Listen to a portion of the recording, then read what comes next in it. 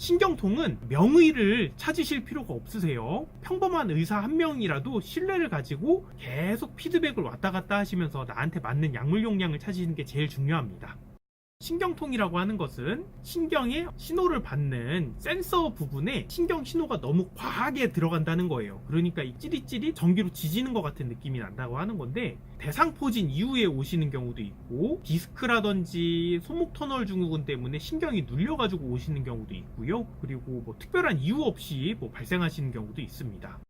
신경통 약이라고 하는 거는 그러면 이 신경 신호를 좀 이렇게 억제를 해주면 자극이 덜 가면서 신경통이 해소가 되지 않겠냐, 이런 것에 착안해서 처방을 하는 약물들입니다. 그런데 이런 약물들을 사용할 때 제한이 되는 부분이 있어요. 뭐냐면은 약이라고 하는 건 기본적으로 저희가 먹으면은 이 소화기관을 타고 들어가서 장에서 흡수가 돼서 피를 타고 혈액이 전신으로 약물을 전달을 해버리죠. 그래서 이 아픈 부위에 신경 신호만 이렇게 억제를 하는 게 아니라 각성작용이라든지 이런 방향감각 같은 것도 다 신호가 떨어져 버립니다. 성인들은 술 다 한 번씩 드셔보셨죠? 제가 소주를 이렇게 따라가지고 한 3잔 정도 이렇게 마시면은 알딸딸해지면서 각성이 떨어지죠. 막 약간 졸리거나 막 멍한 상태가 되기도 하고, 이게 고개를 돌려보면 이게 시야가 약간 늦게 따라오기도 합니다. 이게 방향감각이 떨어지는 거예요. 그러니까 술 취하면 막 비틀비틀 하면서 가게 되는 게 방향감각이 떨어져서 그런 거거든요. 신경통 약이 가지게 되는 부작용과 술에 취했을 때 나타날 수 있는 그런 반응이 거의 비슷합니다. 그렇기 때문에 신경통 약은 이게 막 많이 아프다고 해서 처음부터 용량을 세게 써버리면은 소주 막 한 병 이렇게 확 원샷한 것처럼 막 비틀비틀하고 정신을 못 차리고 이러는 부작용이 나타날 수가 있기 때문에 처음부터 약한 용량에서 시작을 하게 됩니다.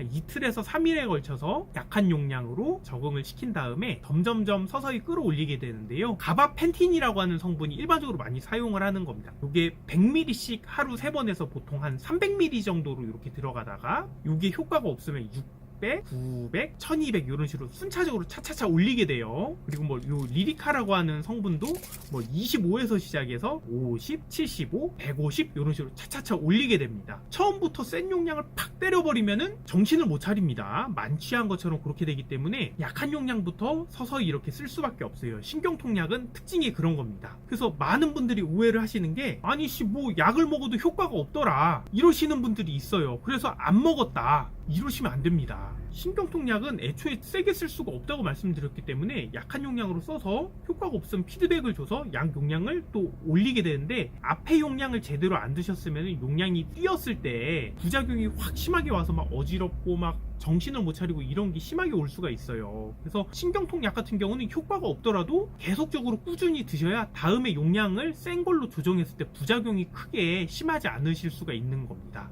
그러니까 효과가 없다고 해서 약을 먹는 게 무의미한 게 아니에요. 피드백을 왔다 갔다 해서 신경통약은 용량을 증량을 시켜야 비로소 효과가 나타나는 겁니다. 물론 처음에 쓴 용량에서 조절이 잘 되시면은 그게 제일 좋겠죠. 근데 그러지 않으신 경우에는 병원을 떠돌게 되시는 분들이 있습니다. 이 병원 잘 고친다고 해가지고 왔는데 먹었는데 하나도 효과가 없더라. 다른 데 가보자. 또 다른 데 큰 병원 또 갔는데 또 효과 없어. 또 다른 데 큰 병원. 왜냐하면은 약이 상품명은 바뀔 수 있어도 성분이 다 거기서 거기기 때문에 약한 용량 다음에 오면은 안 된다고 하면은 증량시켜줘야지, 이렇게 의사 선생님들이 생각을 하고 있었다가 다음에 환자가 안 와요. 그러면은 약을 세게 줄 수가 없는 거죠. 그렇게 뺑뺑이 돌다 보면은 역시 신경통은 잘 안 고쳐지나 보다, 이렇게 되더라고요. 충분히 고칠 수 있는 병도 계속적으로 피드백이 왔다 갔다 해서 나한테 맞는 용량을 찾아야지 이렇게 고칠 수 있는 건데, 여기는 못 믿겠다 이래서 다른 데 옮기고 이러시는 분들은 보통 치료가 잘 안 되시는 경우가 많으세요. 명의를 찾으실 필요가 없으세요. 평범한 의사 한 명이라도 신뢰를 가지고 계속 피드백을 왔다 갔다 하시면서 나한테 맞는 약물 용량을 찾으시는 게 제일 중요합니다. 그러면 또 주의해 주셔야 될 점이 어떤 것이 있느냐? 술 드시면 안 되시겠죠? 신경통약 자체가 술 먹었을 때처럼 신경신호를 떨어뜨릴 수가 있기 때문에 술을 드시게 되면은 주량보다 덜 취하셔도 만취를 해버리실 수가 있으세요. 그럼 요새 날씨도 추운데 소주 한 2병이 내 주량이니까 약 먹으니까 한 반병 정도만 먹고 일어서자 있는데 소주 반병 드시고 다리가 풀려서 못 가겠다 이러실 수도 있는 거거든요. 날씨도 추운데 위험하죠. 신경통약을 드시는 분들은 술은 절대로 드시면 안 되세요.